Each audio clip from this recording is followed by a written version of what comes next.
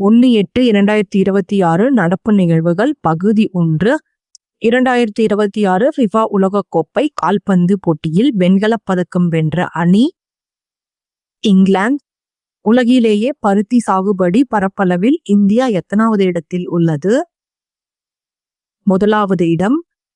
தமிழ்நாட்டில் புதிதாக தொடங்கப்பட்ட நீர் எழில் பள்ளி திட்டத்தின் நோக்கம் என்ன? அரசு பள்ளிகளில் தண்ணீரை மறுசுழற்சி செய்து நீர் மேலாண்மையை மேம்படுத்துதல். இந்தியாவின் 21வது அங்கீகரிக்கப்பட்ட உயிரியல் களஞ்சியமாக அறிவிக்கப்பட்ட இயற்கை வரலாற்று அருங்காட்சியகம் எந்த பல்கலைக்கழகத்தில் அமைந்துள்ளது? மிசோரம் பல்கலைக்கழகம்.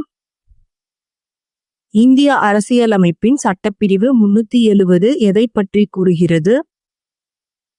ஜம்மு காஷ்மீருக்கான சிறப்பு அந்தஸ்து. 72வது தேசிய திரைப்பட விருதுகளில் சிறந்த தமிழ் திரைப்படமாக தேர்வு செய்யப்பட்ட படம் எது? ராயன். கூற்று. ஆந்திர மாநிலம் ஸ்ரீஹரிகோட்டாவில் சதீஷ் தவான் விண்வெளி ஆய்வு மையம் அமைந்துள்ளது.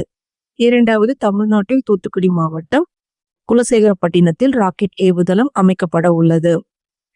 இந்த கூற்றுல எது சரின்னு கேட்டிருக்காங்க. 1 மற்றும் 2மே சரி. தமிழ்நாட்டில் உள்ள தேசிய நெடுஞ்சாலை சுங்கச்சாவடிகளில் டிஜிட்டல் முறையில் மாதாந்திர உள்ளூர் பாஸ் பெற இந்திய தேசிய நெடுஞ்சாலை ஆணையம் அறிமுகப்படுத்திய செயலி என்ன? ராஜ்மார்க் யாத்ரா,